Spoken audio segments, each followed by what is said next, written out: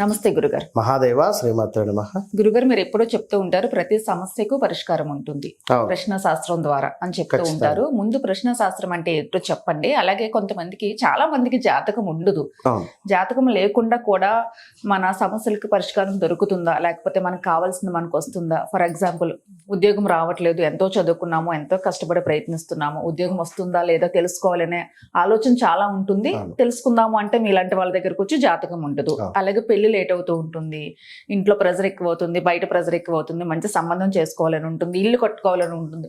ఉంటుందా లేదా, అసలు మన జాతకంలో ఇది అవుతుందా లేదా అనే ఆలోచన చాలా కూడా డిప్రెషన్ కి తీసుకువెళ్తూ ఉంటుంది. ఖచ్చితంగా మంచిగా చూపించుకుందామంటే జాతకం ఉండకపోవచ్చు, నమ్మకపోవచ్చు, ఏదో ఒక రకమైన కారణం కావచ్చు. గురుగారు, ప్రతి ప్రశ్నకి మనకు ఆన్సర్ దొరుకుతుందా, అవుతుందా లేదా అనే సమాధానం దొరుకుతుందా గురుగారు? అది దొరికితే ఫుల్ క్లారిటీ వస్తుంది లైఫ్ కి. తప్పకుండా అమ్మా.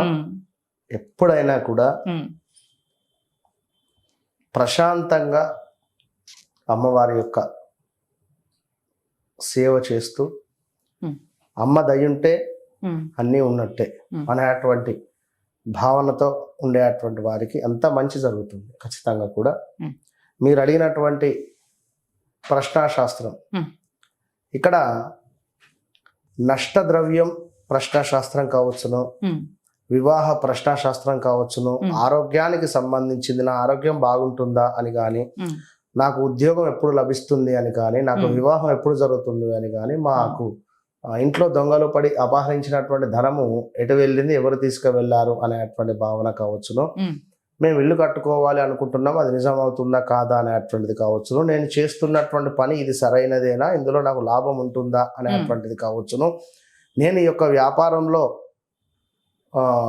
ఉంటున్నాను, ఈ యొక్క వ్యాపారంలో నాకు అద్భుతమైనటువంటి లాభాలు గడించేవా అనేటువంటి ప్రశ్న కావచ్చును, విదేశీ ప్రయాణం నాకుందా లేదా, ఇలాంటివి కోకొల్లలు మన యొక్క మనుషులకి పరిస్థితి ఉంటున్నటువంటి పరిస్థితిలో భాగంగా.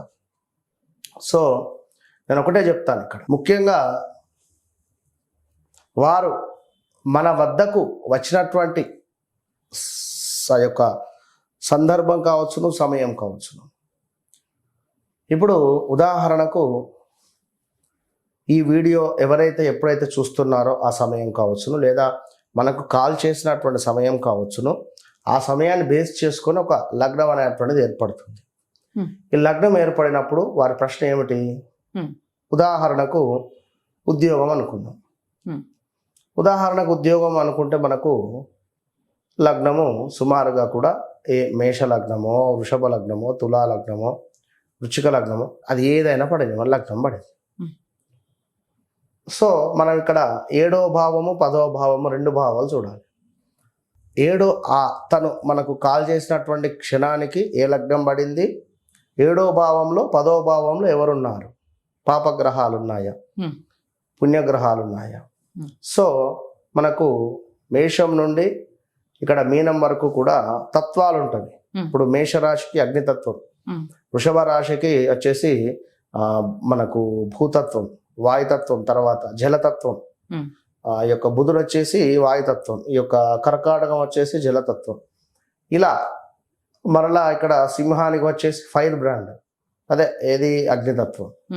ఇట్లా ఈ తత్వాలను బట్టి ఆ లగ్నాలను వేసుకొని, సో దీని తర్వాత మరలా ఏమిటి, ఏది మన పాపగ్రహాలు పుణ్యగ్రహాలు, పాపగ్రహాలు ఎటు సైడ్ వచ్చినవి, పుణ్యగ్రహాలు ఎటు సైడ్ వచ్చినవి.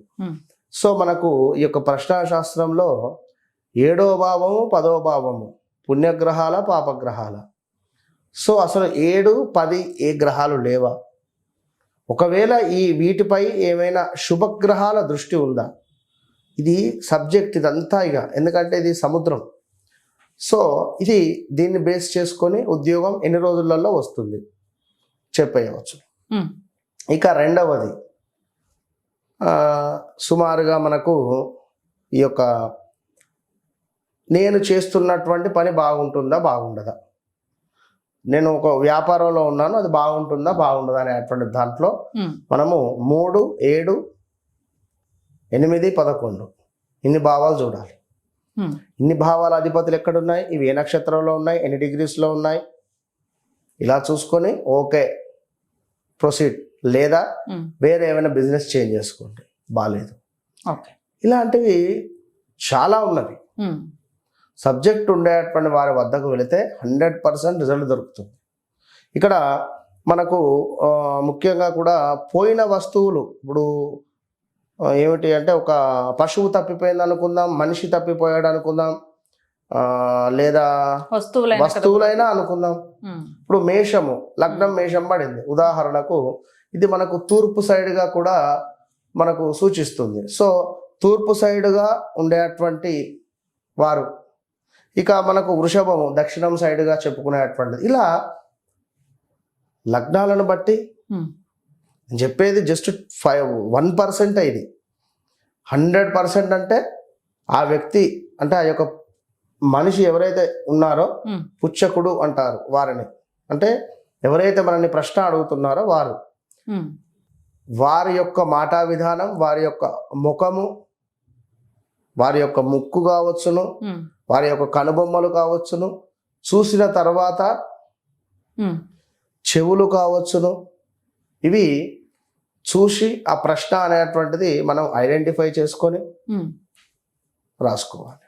సో ఇది ప్లస్ మన సాధన, ఇది ఒకటే ఉంటే సరిపోదు. కనుక మన సాధన, అమ్మవారి సాధన, ఉపాసనతో తప్పకుండా 100% కూడా వారికి ఏమి కావాలి, ఏం వద్దు, ఏమిటి అనేటువంటిది కళ్ళు మూసుకొని చెప్పవచ్చు. కలిసి వస్తుంది, ఏది బాగుంటుంది, ఏది బాగుండదు, అంతే అర్థమైపోతుంది ఖచ్చితంగా. మొత్తం కెరీర్ మొత్తం చెప్పొచ్చు కదా గురుగారు. ఖచ్చితంగా 100% కూడా. ఎందుకంటే ఎంతో మంది కూడా మనము చెప్పినటువంటి దానికి ఇప్పటి వరకు చాలా మంది చాలా బాగున్నవి గురువు గారు మీరు చెప్పినటువంటి రెమెడీస్ కానీ, లేదా అంటే రెమెడీస్ కూడా ఊరికే కాకుండా ఒక్కొక్కరికి ఒక్కొక్క రెమెడీ. కొందరికైతే అసలు ఇప్పటి వరకు ఎక్కడ మేము వినలేదు అనే రెమెడీస్ కూడా ఇచ్చినవి ఉన్నవి చాలా మందికి కూడా. సో తప్పకుండా ఒకటే చెప్తున్నాను, ఎవరైనా కూడా ఇలాంటి సిచ్యువేషన్లో ఉన్నా కూడా మినిమం 41 to 3 monthsలో 100% రిజల్ట్ అనేటువంటిది వారికి చూపించడం జరుగుతుంది. జాతకంతో సంబంధం లేకుండా కెరీర్ పరంగా కానీ, బిజినెస్ పరంగా కానీ, జాబ్ పరంగా కానీ, కొంతమంది లాస్ట్ మినిట్ దాకా అవుతుందా లేదా అనే ప్రయత్నంతో చేస్తూ ఉంటారు గురుగారు. వాళ్ళకి కూడా చాలా ఉపయోగపడుతుంది. సో ఏది చేసినా ముందుగా ఒకసారి తెలుసుకొని చేస్తే ఫెయిల్యూర్ అనేది లైఫ్ లో ఉండదు, డిసప్పాయింట్మెంట్ అనేది ఉండదు, హ్యాపీగా ఉండొచ్చు. మంచి, ఇది చాలా బాగుంది గురుగారు సబ్జెక్ట్. చాలా మందికి యూస్ఫుల్ అవుతుంది. కనీసం ఒక్కసారి మిమ్మల్ని కాంటాక్ట్ అయినా వెళ్ళొచ్చా లేదా, ఎలా ఉంటుంది ఏంటి, కనీసం మా డౌట్ అయితే క్లారిటీ వస్తుంది. కాబట్టి మనం లైఫ్ లో హ్యాపీగా ముందుకెళ్ళొచ్చు. మంచి రెమెడీ చెప్పారు, మంచి సబ్జెక్ట్ ని పరిచయం చేశారు గురుగారు. నమస్తే.